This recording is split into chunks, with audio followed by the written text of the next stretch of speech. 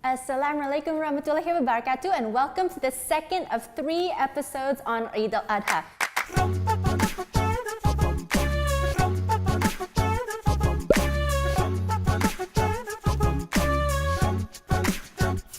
Okay, so today we are talking about actually the main acts of worship and also the Sunnah acts of worship for Eidul-Adha. And I just want to remind you first of all that this is the bigger Eid. Why? Because this is the Eid where we are celebrating the completion of our religion and also the completion of Allah's mercy after sacrifice.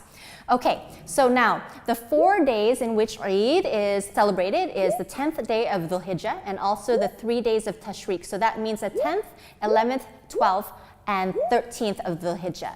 Okay, these days are full of virtue and blessings. There are many, many different types of sunnah, acts of worship, and also actually 2 main acts of worship that Muslims should be doing during this time. Now, I want to emphasize that the sunnahs and the acts of worship that I am going to be presenting to you in this video is for people who are not on Hajj, okay? Because they will be doing something else. So this is for us at home, okay? So let's start. Now, the sunnahs surrounding Eidul-Adha actually starts in the first 10 days, okay? It says that in the first 10 days of Dhul-Hijjah, these are the most virtuous days of the year. And this means it's actually more virtuous even from the days of Ramadan. These are the times when you should, be doing all those acts of worship such as reading the Quran, making tawbah, getting up for tahajjud, all these beautiful acts of worship. However, there is a main act of worship that most people offer during these days, and that is fasting. Fasting happens on the first 9 days of Dhul-Hijjah, not on the 10th because the 10th is Eid and we are forbidden from fasting on the 10th.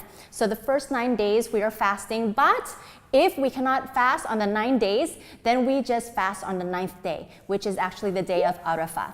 Day of Arafah is extremely important in our Islamic history because this is the day where the verse from Al-Ma'idah, chapter 5, verse 3 was sent down. And it says, "This day I have perfected your religion for you, completed my favor upon you, and chosen for you Islam as your religion." So this is one of the things that we are celebrating on this very special day.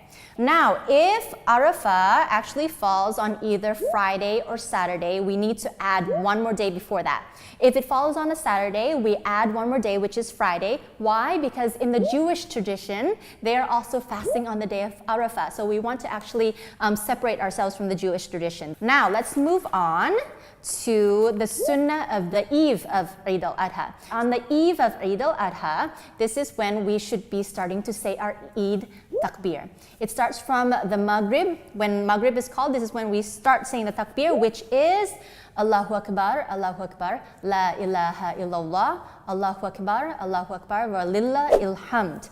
Okay, so men should be saying it with slightly raised voices and women with slightly lowered voices. Got that? Okay, now let's go to the morning of Eid day itself. Eid day itself, we have several different sunnahs and 2 main acts of worship. Okay, the 2 main acts of worship are the Eid prayers and also animal sacrifice. Let's go through this as a list. What do you think? Simple list, right? Okay, there are 7 different things that I'm going to give you, and let's just get right to it. Okay, number 1 is to get up early for Fajr and prepare for the other sunnahs. Okay, number 2 is to ghusl and use the miswak, and of course most of us don't have miswak, so we can use our modern day miswak, which is the toothbrush. Number 3, dress your best and apply some perfume for the men. Remember, ladies, even though it says dress your best, you don't want to get all like blinged out and everything, okay? This is still, just dressing modestly, even though you want to look your best, you want to look neat, you want to look clean, but modestly. Okay, so number 4, now this one is different than the Eid-al-Fitri sunnah, which is to delay the eating until after Eid prayers. In Eid al-Fitri, you want to eat before. This one, you want to eat after. Okay, don't forget. Okay, number 5 is the actual Eid prayers and khutbah. Okay, Eid prayers for this Eid, actually for both Eids, they're supposed to be in Jama'ah and also in an open area. You want to go on foot if possible. There's no adhan, no iqamah, and when the imam is reciting, you basically just listen and follow along with the movements. Now, this particular prayer, there are 2 raka'at, okay? 2 raka'at. The first raka'at, there are 7 takbir, and the second raka'at, there are 5. Okay, so 7 in the first one, 5 in the second one. After the Eid prayers are done, we want to try to take a different route home. So that means if you took route A to the prayers, you should take route B back home. Okay, that is the sunnah. So the 7th sunnah, and this is the last one on my list, is actually the animal sacrifice. Now, if you guys watched episode 1, and you guys watched episode 1, right? Okay, so go back and watch episode 1 because you need to know the story of the ram to know why this is significant. But anyway, so this is where we do the animal sacrifice, and you should actually eat some of the meat of the animal that you sacrifice and also distribute it to the poor and needy. Now, I want to have a discussion with you on animal sacrifice and halal slaughter. Okay, so every year we're seeing all these pictures of, animals being sacrificed and there's blood everywhere, so it gives really bad impression, right? However, if we look at the rulings of Islam and how an animal is supposed to be slaughtered, this is supposed to be the most humane, the most merciful way of, slaughtering an animal. So let me just tell you a little bit, very little, about how we're supposed to do it. So first, when we have the livestock, we're supposed to actually separate them one by one, take them, give them their honor, give them their respect, and also kind of protect the feelings of the friends, they might be feeling scared. So you separate first of all, okay? Number 2, after you separate, the person who is supposed to be doing the slaughter needs to set their intention correctly. So the intention for Eidul-Adha would be slaughtering the animal as an act of worship, but also as food. Also to say a dua for the animal. Now this dua is actually the dua that allows the animal to actually submit themselves. I'm sure you've seen before in different videos, animals being whispered or said the dua, and then they actually calm down. They know what their place is in this world. They know what their purpose is. So they actually calm down, just lay down nicely. And this is when the person who is doing the slaughter is supposed to go in and do what they're supposed to do. Now, the blade that you're supposed to use is also supposed to be very sharp.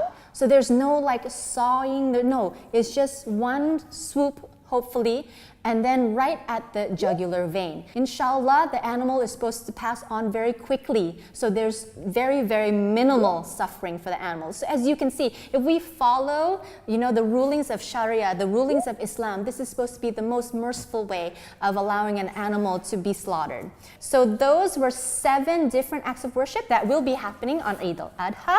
The main takeaway I want you to have from this episode is that whenever you want to offer any kind of ibadah for Allah, you need to set the right intention and also have the right action. The right intention is always just to do whatever it is in your life as an act of ibadah for the sake of Allah. And number 2, whatever act of ibadah that you're doing, there should be some verification in the Quran or in the Sunnah of Prophet Muhammad sallallahu alaihi wasallam. Make the effort to learn more about it.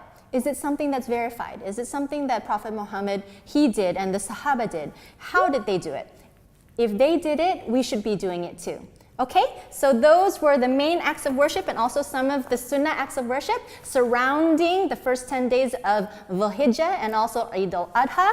I hope that if you have not already started fasting, don't worry, you can focus on the 9th day. Remember, fast the day of Arafah because what is the reward? The reward is actually expiation of sins from the previous year and also the next year. So you get 2 years of expiation.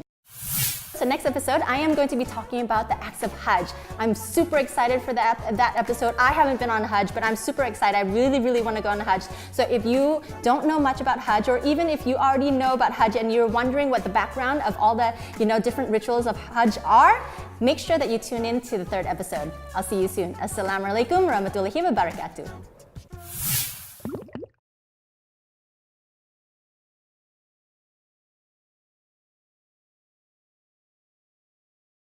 Hey everyone, I hope that you loved this episode of the 3-part series on Eidul-Adha. Now remember, if you want to see the previous episode, you can go right here. Also, do check out the rest of the programs on DOPS TV. Don't forget to subscribe. And also, if you want to say something to us, do give us a comment or send us a DM. I'll see you in the next episode.